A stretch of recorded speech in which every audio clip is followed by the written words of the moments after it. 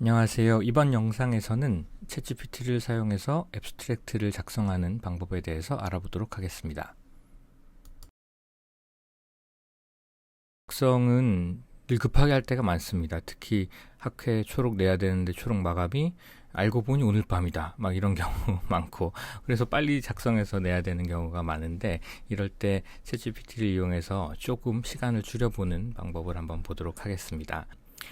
그래서 일단 GPT 얘기를 해야겠죠. 초록 작성을 시작합니다. 이렇게 하고, 그 다음에 초록이 이제 뭐 GPT 입장에서는 의학 논문도 있지만 뭐 인문학 논문도 있고, 초록의 형태나 형식이 굉장히 그 분야마다 다릅니다. 그렇기 때문에 우리가 의학 연구를 할 때는 어떤 형식의 초록이다라는 것을 알려줘야 되기 때문에, 일단 초록에 대해서 조금 얘기를 나누고, 초록은 뭐 이런 식으로 하는 거다 GPT가 일단 알고 있습니다. 의학 논문에 있어서 초록의 구조를 좀 알려주기 위해서 이 한 세션에서는 학습이 되기 때문에 학습을 좀 시킵니다. 저는 제가 쓰려는 초록과 비슷한 내용의 초록이나 혹은 제가 내려고 하는 저널에서 초록을 임의로 카피 앤 페이스트 해가지고 몇 가지를 여기 학습하라고 알려줍니다. 그래서 이렇게 그냥 카피 앤 페이스트 한 거죠. 첫 번째, 두 번째, 세 번째 해서 초록을 알려주면 얘가 이제 분석을 진행을 하게 되고요. 그러면 그 다음에 이제 결과를 이렇게 냈습니다. 세 번째 초록도 분석했고, 그래서 보니까 다음과 같은 구조로 구성이 되어 있다. 백그라운드, 메소드, 리절트, 컨클루전. 이게 우리가 일반적으로 쓰는 의학 논문의 초록이죠. 그래서 거기에는 이런 내용들, 방법론, 그 다음에 통계적 유의성을 강조하는 게 리절트에 들어가고, 결론에는 요약하고 향후 연구 방향을 논합니다. 이렇게 되어 있습니다. 재밌는 거는 요 다섯 번째 트라이얼 레지스트레이션이라는 건 이제 RCT나 이런 경우에 초록에 이런 그 트라이얼 넘버나 이런 걸 적어주는 경우도 있죠. 물론 옵저베이션 스터디나 이런 건 없는 경우도 있고, 그래서 제가 세 개를 학습시켰는데 그 중에 하나가 이제 요게 있었는데, 요거를 보고 임상 시험인 경우에는 하는 경우, 해당되는 경우에는 요것도 제시한다. 요거까지 GPT가 이렇게 파악을 했습니다. 그러고 나서 초록은 프롬프트를 할 것도 없습니다. 영문으로 작성해주고 250단어 이내로 작성하고, 그리고 요 앞 영상에서 우리 자료를 GPT를 통해서 분석하는 걸 알려드렸는데, 분석해서 이제 받은 엑셀 데이터를 다시 올려서 여기 있는 숫자를 가지고 쓰라라고 지시를 하면 됩니다. 저는 여기서 제일 좋은 기능이 이 단어 맞추는 건데, 물론 학회 초록은 단어 수를 그렇게 까다롭게 하지 않지만 저널에 낼 때는 이제 단어 수를 딱 맞춰야 되는데, 한 단어라도 오버되면은 저장이 안 되니까. 근데 뭐 영어를 유창하게 하는 사람이면 모르겠지만 겨우겨우 썼는데 251자 1단어 이렇게 돼가지고 도저히 뺄 순 없고, 그럼 저 덜을 좀 빼도 될까 정관사? 이런 빼서 이상한 영어를 만들곤 했었는데, 이거는 그냥 요거를 작성하라 그러면 알아서 거기에 딱 맞춰서 작성을 합니다.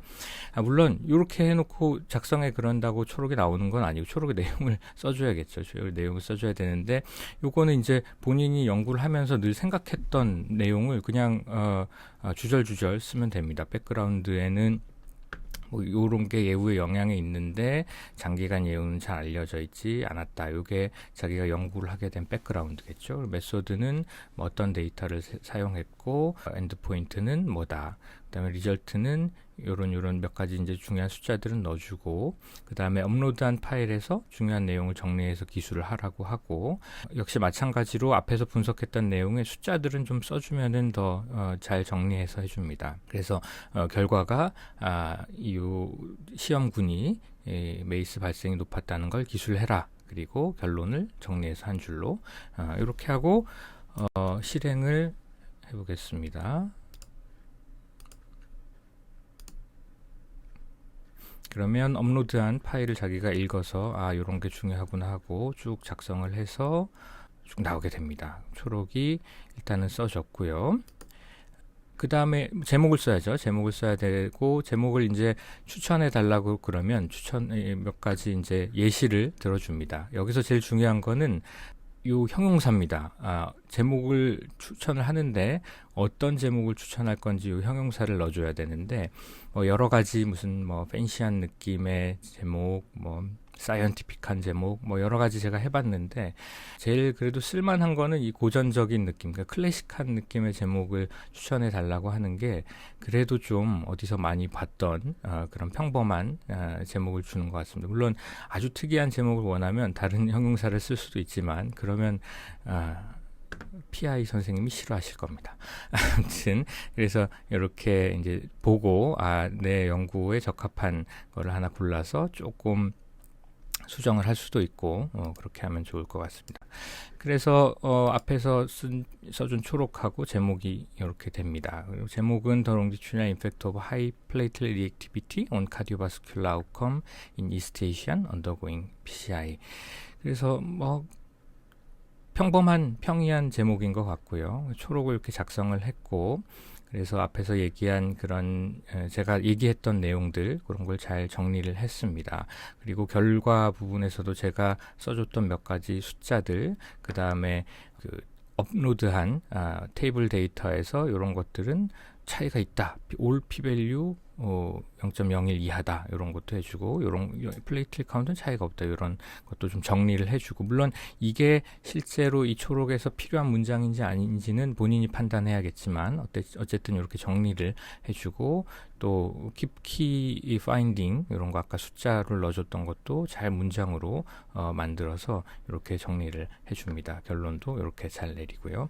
그래서 일단 기본적인 초록의 틀은 잘 갖춰서 작성을 하는데 읽어보면은 조금 부족한 부분이 있습니다. 느낌이 딱 처음 초록을 써본 전공이 이런 느낌이 좀 듭니다.